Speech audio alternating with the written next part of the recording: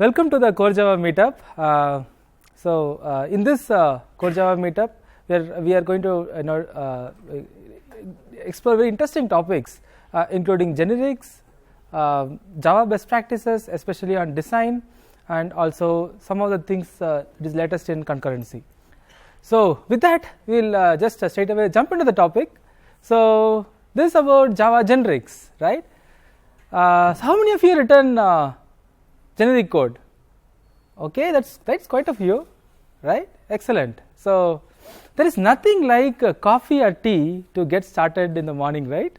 So we are starting with cup of tea, and one of the biggest challenges in our life is to decide if we want to have coffee or tea, right?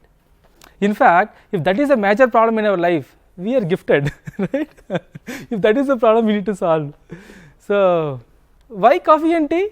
Because coffee, it's Java, and why tea? Because it's cup of tea, right? So why care about generics at all, right? What we want is get the work done, meet the deadlines, and go home and hit the bed, right? So why care about generics at all? So one way to think about generics is avoid repetition. How many times we have did Control C, Control V only to make some changes? All of us have done? In fact, next to coffee, Control C and Control V is supposed to be the biggest productivity tool, right?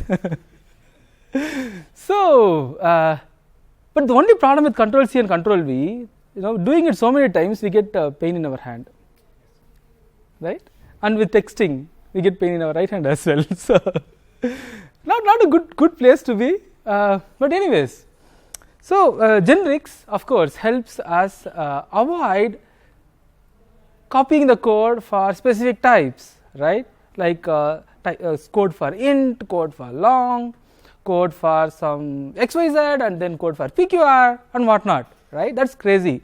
So in that ways, one of the main benefits of generics is reducing the type specific code, right? More general code. That's what generics mean. But not just that, the most important thing is safety. So what is safety? If I put a integer in a vector and get it as a string, we get a class cast exception. All of us hate these null pointer exceptions and class cast exceptions and so on, right? So these are terrible, right? So especially this class cast exception, which happens because of the type safety issue, right? So type issue. So we put something and retrieve to something else. So which version? What is the version of Java in which generics was introduced? 1.5. So earlier than that, before that, we had more class cast exceptions, right? So we are using object as the type.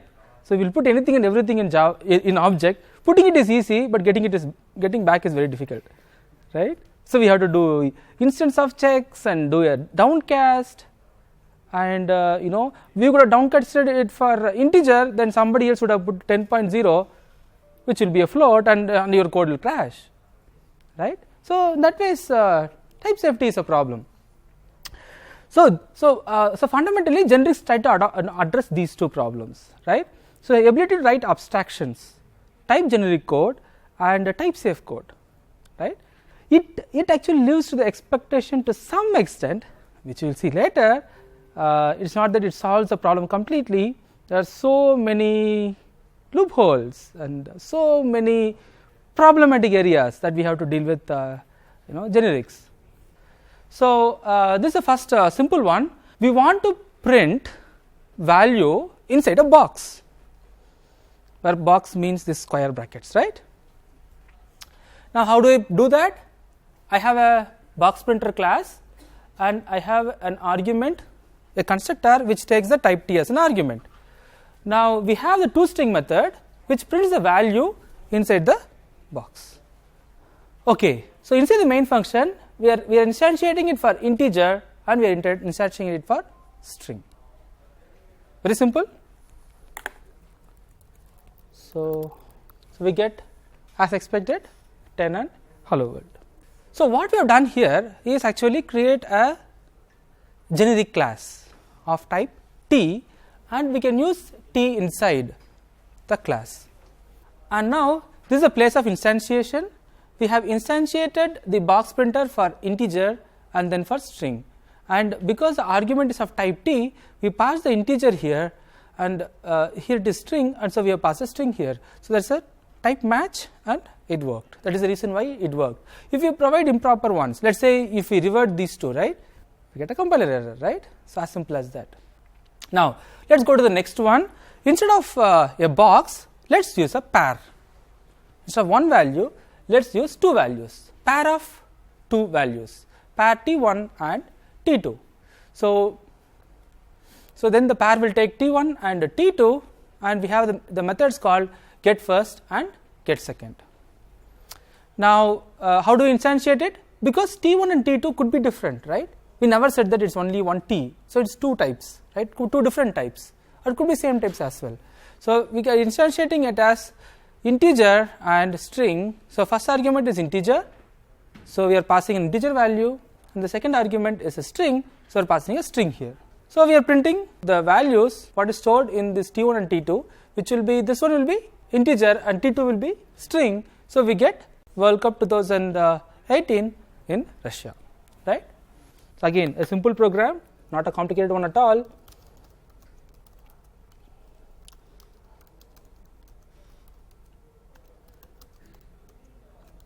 Right? So far so good. So what is the promise of type checking? So let us say if we had put integer here and string here, then there is a type mismatch, and hence the compiler gives an error saying that you have a problem here. So you cannot you are passing an integer small int here, and it's not matching. That's what it's saying. I mean, compiler error messages are not supposed to be readable, right?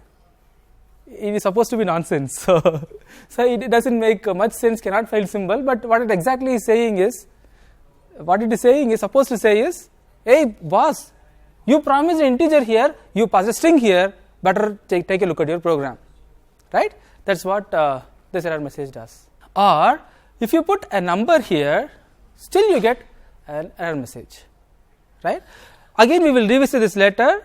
This subtype supertype relationship doesn't work with generics, right? We will visit that later again. Now here is another example. What if I want a pair of type T where two values of type T inside pair, right? Now instead of what is the difference between previous one and this one? We had type T1 and T2, and here we had type T. So why we are using always type T here? So we are not supposed to ask this question, right? Why do we name methods foo? That's the same reason, right? So it's type T, that's all. Don't ask any questions, right? So let's take type T everywhere. So type T and T object 1 and T object 2, right? And we are passing the same T1 and T2 here. And now if we give integer and string, will it work? So what will happen? We will get a compiler error, because we are supposed to give both integer and integer, or string and string, but not different ones, right? So we get a compiler error. So how to fix it? We given two values here, integer and string, which we are not supposed to do. We are supposed to pass only one. We pass two here, so we get a compiler error. In the same way, if you pass string and but give an integer here, we get a mismatch. Again, don't expect the compiler to be your friend. So if you give double quotes here, then it works fine, because this is string and this is string, right? So this one works. Okay, so far so good. But what is the problem with even with the generics? Too much typing like this, right? So why should I type, for example, string here and again string here? See, if we say pair of T and new pair of T, at least if I am putting a derived class, then it's fine, right? I mean, that's why we need again new something. But why should I repeatedly say this is string and this is string? And why should I always make sure that I am giving the same thing again here? I can easily make a mistake, and it's meaningless thing to repeat, right? So that is an option called diamond syntax. So what is diamond syntax?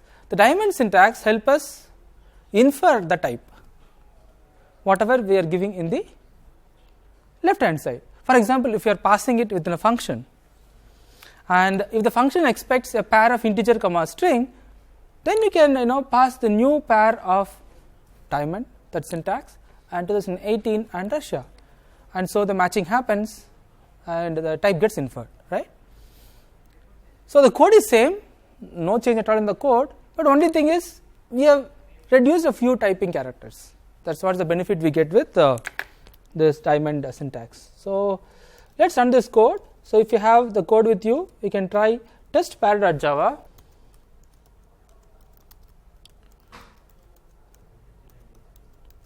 So we get the program working.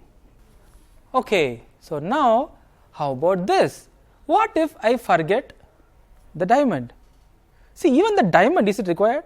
Anyway, we are saying this is pair of integer comma string, then why should I say diamond? I could just ignore that as well, right? That's also unnecessary typing, is it not? So then why should I give that?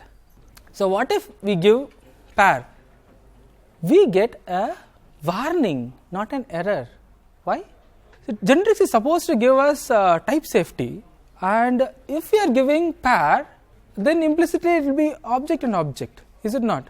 In fact, you can see the warning here. T1 extend object declared in class pair. T2 extend object declared in class pair. So this is not so intuitive, is it right? So this is called type erasure. The implementation of generics is static in nature, which means that the Java compiler interprets the generic specified in the source code and replaces the generic code with concrete types. Oh, so for example, if we say pair of string, pair of t and string, right? That's what the example we saw. Then it will statically replace wherever pair of t, the t was there, it will replace the t with string, right? This is referred to as type erasure. After compilation, the code looks similar to what a developer would have written with concrete types. This is too much of text. We are supposed to code, right? So let's write a small program to see what is it with type t and what is without t, right? But just after a few minutes, right? How many of you can recognize this movie? All of us? It's one of our favorite movies, right? It's a wonderful movie which tells us what happens if you forget things. So type erasure can also give result to nasty things, right? Because we forget what we did. The compiler forgets what it did with type t.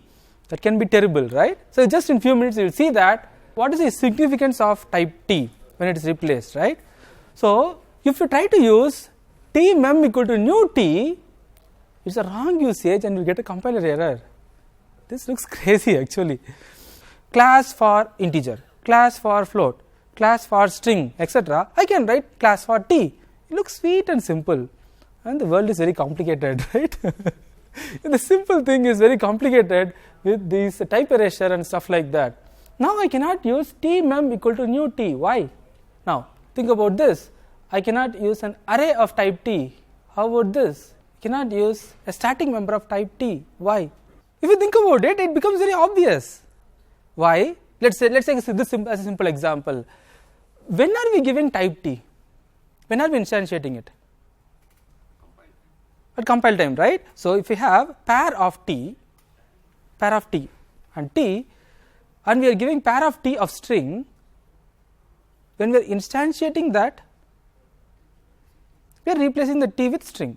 Now if we have a static member, it has to be initialized. The type should be known.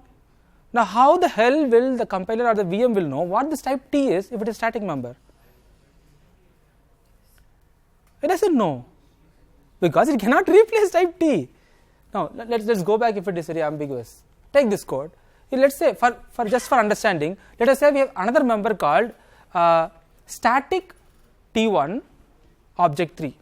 Now we don't have this class. This class test pair is not there.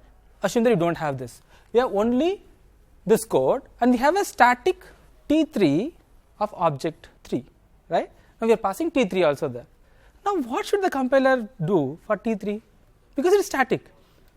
So when it is loaded itself, when it is loaded into memory itself, it has to replace it with some type. But that cannot happen. Another limitation of generics is that we cannot replace or instantiate a generic type with primitive types. For example, list of int, right? But we can always do wrapper types, because wrapper types are reference types, right? See, we started with the very simple stuff. instead of instantiating a class for multiple primitive types, I am instantiating a class for type T, but now we are getting into complications. There is a problem of type erasure, and then we have these primitive types. You cannot instantiate for primitive types and stuff like that. So many of these are actually for good reasons, but not much use for us as developers. For example, this type erasure was meant for backward compatibility. Like let's say we have old code, right, and we want to have generic code, and we are putting it in the old code, or the third party API call is done from the old code. So the old code does not understand the old compiler code, right? Compiled code does not understand the new code with generics. So if the type erasure is done, then the whole information is gone at compile time, right, after type checking is done. So the code will still work. So because of backward compatibility reasons, they have this type erasure. And the primitive types, it's tricky how to support it in the language, but there is a proposal to support it in Java 10. So we may have the support for generics in primitive types in later versions of Java. But for now, we always have Control C and Control V, right? But the only problem is you have to Control C and Control V for some 8 types. In fact, if you go and look at arrays.java, right, the standard library, java.util.arrays.java, and look at B search, binary search or sort, all these methods, you will have this array type that is repeated. The same code is repeated for 8 times. Why? Because the same code is repeated for type T, then for int, so all the types, byte, char, int, long, float, double, all these types. So it's repeated there. So now let's go back and discuss about the raw types. What happens with raw types? So why we should avoid using raw types? Given all these limitations, we still have to avoid using raw types. So why?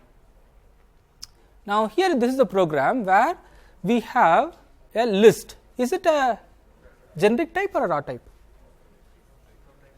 It's a raw type, right? So now we have list equal to new linked list, and we are adding 2 strings, and we are assigning a list of string to a list. Is it okay to make such an assignment? Will we get a compiler error for that? So this is the tricky part. You can mix up these generic types with raw types. Is it good or not is a secondary thing. I mean, it's a bad practice to do so, but can I do or not? Yes, you can do. In the second one, what we have done is we have taken a string. This is a generic type, and this is a raw type. So here we have took a raw type and we have put a generic type. The code is almost the same. Let's see what happens. Even before we compile, even if we run this, it says recompile with -excellent unchecked. What is this? So when do we get this? Okay, so let's see this. Let me copy this. So those who are doing hands-on with me, you can try with me. It will give warnings, right? That's correct. What you said is correct. So we give a warning. We get warnings. Unchecked call to add E as a member of the raw type list, and again unchecked conversion. So you can see that the type mismatch is happening. That's what unchecked means, right? What is required is an iterator of string, but what we gave is an iterator. So this is unchecked conversion. The same way with list of string and list. Now let's try one more code, and after that we will see the bytecodes. Okay, so here is another code with raw types. Can you tell me what will happen for this code? So we are having a raw type here, and we are inserting strings. And we are adding an integer. Is it okay? Okay, so if you are iterating over string, iterator of string type, and get the item next, will it work? Okay, so let's see this. List of string and new linked list diamond syntax. That means the string is inferred here. That's okay. Now we have added 2 strings, first and second, and we are assigning a raw type list. So we get a class cast exception for the second part, this one. I commented the first part. So because list is a raw type and we add 10 to it, actually what is expected is string. So it gets converted into object and casted back to the string. So we get a class cast exception. So the integer cannot be converted to string, right? And so what is the learning that we have? Avoid raw. So far we have discussed only generic classes or generic types, but generics could also be methods, right? So here we are using type T here, so we are giving the type T here, right? At least for the first time when we see this, it's something unusual. So earlier when we use, let's go back here, earlier when we are using this class type, we gave string. I mean the type T is inferred from the context. So here what is the type T? Integer, because the type list of T is also integer, and the T, well, this 100 is also, the boxed value is integer. So it is inferred to be an integer here. So because of type inference, it works, right? So let's try this out. So this works. So now let me make a small change in this code, and let us put integer here. Will it work? Shall we try this? So we can't put it here. Is it the right placing? Is it we have to put it here because we put it before the return type or something like that? This is crazy, right? That's what I felt when I used it for the first time. I mean, you put the type T after dot? You mean, are you serious? So this generics in Java is not so intuitive or obvious to understand and use, though the intuition is very simple, right? Instead of writing a fill method for integer, float, double, etc., write for type T. I mean, that looks like sounds like a good idea, but when it comes to implementation, there are so many tricky aspects involved in it. So this is one example of how tricky it is to understand generics. So another interesting thing on what doesn't work with generics is with generics and subtyping. The subtyping works for class types. What does the statement mean? If I say number n equal to new integer, will it work? Will it compile? Number n equal to new integer 10, semicolon. Will it compile? Yes or no? No. Yes, because number is the base type and integer is the derived type, right? So the assignment works. So subtyping works. What if I say list of number L equal to new list of integer? Will it work? It doesn't work, right? So let's see this. So subtyping does not work for generic type parameters. Especially you cannot assign a derived type generic type parameter to a base type parameter. Too many words. Let's see a code. It becomes clear, right? So if I say list number, the same thing what we discussed now, equal to new array list of integer, what will happen? What can happen is I can put an integer, which is okay, but I can also put a float, which is not okay, right? Why? Is initialization an integer? No. So but this initialization is okay. I mean this add is okay because type T is of type number. So if I put a float here, I'm assigning a number. I'm assigning a float to a number, which is fine. But what is the dynamic type? Integer. So can I store a float in an integer? No, it doesn't work. So this is the reason why subtyping doesn't work for generics. Now let's try int list of 0 equal to new integer of 0. Now what if I say int list of 1 equal to new float? That's what we tried now, right? It compiles, but if I run it, get a arrest exception. So it is not a new concept that we are discussing with generics. It never worked, in fact, right? Earlier days with arrays as well. One way to deal with is using this question mark operator. So if I give question mark, then it becomes a wildcard. So wildcard we are familiar with, right? We use a wildcard to indicate that it can match for any type. For example, list of question mark means that it is list of any type. In other words, it is list of unknowns. So let's see this. If we put this object, it still doesn't work.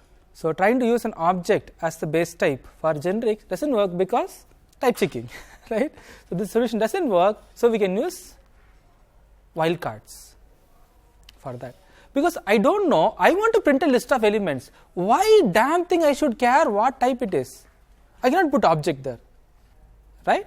So I can put a question mark here, so I can traverse over this and print it. Now let's try this code. This is a wildcard use.java. So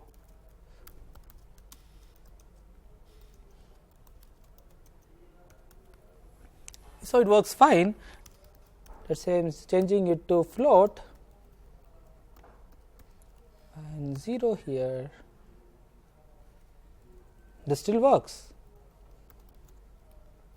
So my generic method is still valid. Did I make any mistake? Yeah, f is missing.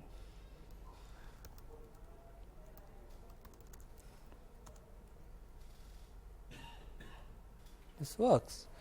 So these wildcards are very useful, but again the idea looks very simple, but the moment we start using it, so many rules comes into picture. So here is the rule that we have: we cannot modify the collection or the type which uses wildcards. Essentially what we are saying to the compiler that I know what I am doing, I am using question mark, right? Don't irritate me with your compile errors and warnings and runtime errors, okay? Just keep quiet. That's what we are telling to the Java compiler and the runtime, and it obeys us. But if we try to modify it, it doesn't know what type we are assigning, right? So for example, take this, you put a list of wildcard, right? Array list of integer and wildcard list dot add new integer. This gives an error. Why? Because if I have, suppose that it works, assume that this works, this allowed to work. What if I put a new float of 10? Now the compiler will not have no way to verify what this question mark is, right? In this case you have the idea that it is integer, but go back to this question, how does the compiler know if you put a list dot add, how does it know if you are doing the right thing or not? I mean, one way is to always do it is throw an exception, say the class exception. Then we are back to square one, right? I mean, Genix is supposed to help type safety, and now we get a class exception. I mean, come on, it doesn't work that way, right? So what Java does is it disallows any modifications, mutations, if wildcards are allowed. Wildcards are used. The error messages can be nasty with generics. For example, capture hash 145. I mean, what crazy thing is this? In fact, you run it a couple of times, you will get capture hash 195. We don't know what the numbers mean. So internally, it is using some numbers to capture, what the type is. Some crazy stuff. Again, the error message is not very useful. Cannot find symbol. What do you mean? You found the symbol and you're giving error also, right? The compiler is also giving an error. So error messages are not so useful in dealing with generics. So another problem with generics is these warnings, right? Each warning goes to some pages. So that is another difficulty with which to deal with generics. In real world generics code, this type mismatches gives in huge error messages. So it takes time to figure out what these error messages mean. So there's more things about generics. I will leave it to you to explore. And there is one crazy thing here, which is about wildcard super T and wildcard extends T. This is crazy how this super T and extends T work. But actually, if you think about it, once you start understanding it, it becomes very easy to understand. Take for example, brown color duck, yellow color duck, red color duck, etc. Right? So if you have brown color duck, where brown extends color, brown is a derived type of color. Now duck, where which one will apply? Brown super color or brown extends color? Brown extends color. So as simple as that. So whenever you see this crazy stuff, right, you don't have to get scared. Only thing what you have to do is substitute with some value and see if it it makes sense. So in most of the cases, at least I have seen, it makes perfect sense. So it's actually very easy to deal with. So one thing I have seen is the generics code can become terrible to read. Thank you so much.